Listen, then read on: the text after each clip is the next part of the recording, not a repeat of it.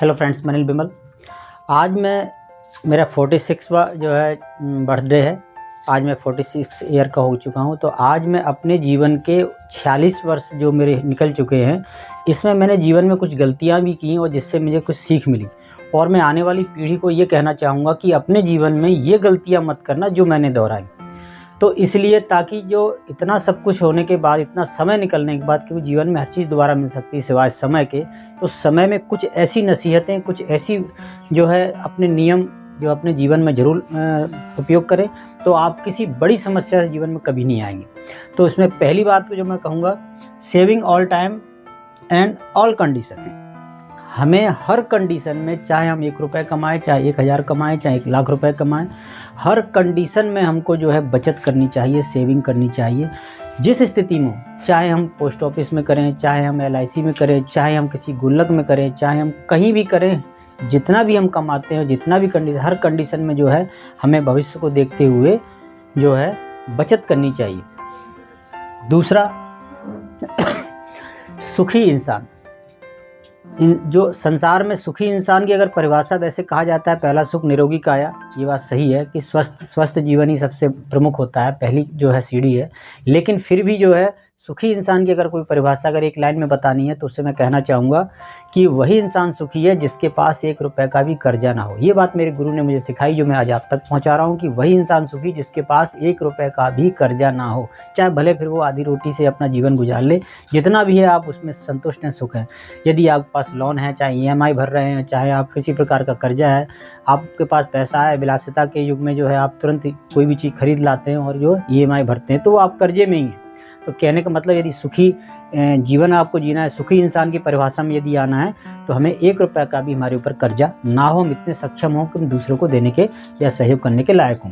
तीसरी बात, आप चाहे नौकरी करें या ना करें, हर कंडीशन पे बिजनेस करें। और बिजनेस भी बिना ऑनलाइन के, बिना जो है टेक्नोलॉजी के प्रयोग किए आप सक्सेस नहीं हो सकते। इसलिए हर कंडीशन में जो है हमें बिजनेस ऑनलाइन करना चाहिए और बिजनेस ज़रूर करना चाहिए।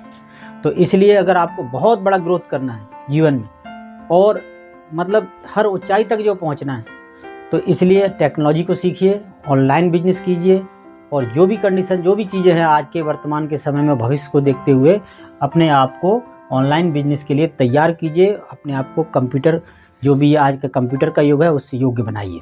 तो स्किल सीखिए। चौथा, हर कंडीशन पे हम किसी भी कंडीशन में रहे, अगर सक्सेस होना है तो कहते हैं ना, सफलता का रास्ता किताबों से होकर जाता है। बिना सीखे जीवन में सफलता अर्जित नहीं कर सकते। जितने भी दुनिया में सक्सेसफुल लोग हुए हैं, आज भी आज पता कर लीजिए, वो हर सप्ताह 1 से 2 किताबें पढ़ लेते हैं।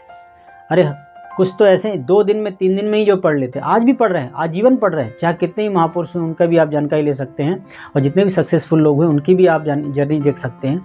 तो सफलता का रास्ता किताबों से होकर जाता है, क्योंकि ये किताब किसी व्यक्ति ने जीवन भर का जो निचोड़ लिखा है, पूरा अनुभव लिखा है, और उस अनुभव से हम जो है चंद 2 घंटे 3 घंटे की हमने कोई मूवी देख ली, या 2-3 घंटे जो किताब को पढ़ने में जो समय लगा हमको, 1 दिन 2 दिन 3 दिन, और हमने उस समय निकाल दिया, लेकिन वास्तव में दूसरे व्यक्ति ने उसमें जीवन लगा दिया, अपना अनुभव उसको उसमें जो है उसने लिखा है, शब्दों में पिरोया है।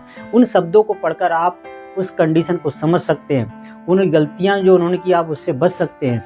इसलिए जो है हमें बुक जरूर पढ़नी चाहिए, सीखते रहना चाहिए। आज के समय में आप ऑडियो सुन सकते हैं, वीडियो सुन सकते हैं, लेकिन फिर भी जो है बुक जरूर पढ़ें, क्योंकि सफलता का रास्ता किताबों से होकर जाता है। सीखते रहिए। 5वां, गुड हेल्थ। सुखी जीवन का जो बात पहले कही थी, वो सुखी जीवन का जो, बिना अच्छे स्वास्थ्य के हम अच्छा जीवन नहीं जी सकते। स्वास्थ्य ही धन है, इसलिए अपने स्वास्थ्य पर जो है सबसे पहले ध्यान देना, ये पहले नंबर पे मुझे रखना चाहिए था।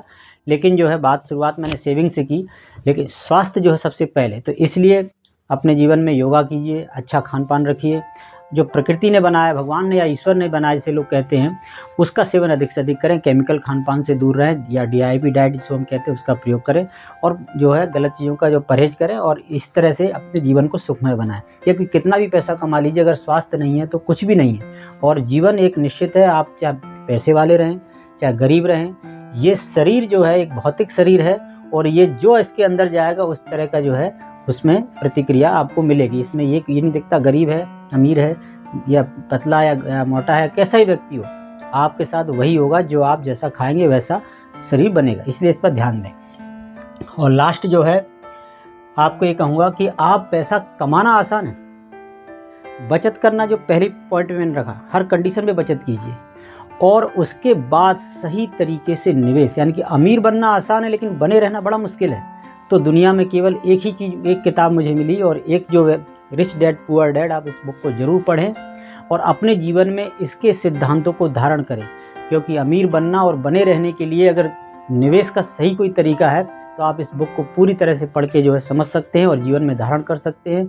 संपत्ति और दायित्व के अंतर को समझ सकते हैं कि हमारी लायबिलिटीज़ क्या है और हमारे जो है दायित्व क्या हैं। इन चीज़ों को समझेंगे उस बुक में आप, कि जो सीधा एक लाइन में कहना चाहूँगा कि जो चीज़ आपके जेब में 1 रुपए लाती है वो संपत्ति है, और जो चीज़ आपके जेब से 1 रुपए भी अगर निकालती है तो वो आपकी संपत्ति नहीं है, वो दायित्व है, आपकी ज़रूरतें हैं।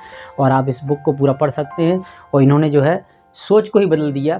तो आप पूरा जो है अपने जीवन का अगर निचोड़ निकालेंगे, जो सीखेंगे, यानी कि आपको जो पैसों का पेड़ लगाना है तो आपको इनके फॉर्मूलों को यूज करना चाहिए। यदि आप जीवन में 6 चीज़ों को अपनाते हैं तो आने वाली पीढ़ियों से कहना चाहूँगा कि आपको जीवन में किसी प्रकार की समस्या नहीं आएगी। तो आप जो है इस बात को समझे होंगे। तो आज जो मेरे जन्मदिन के अवसर पर ये बातें जो मैंने आपसे शेयर की, सभी साथियों का निर्मल का नमस्कार।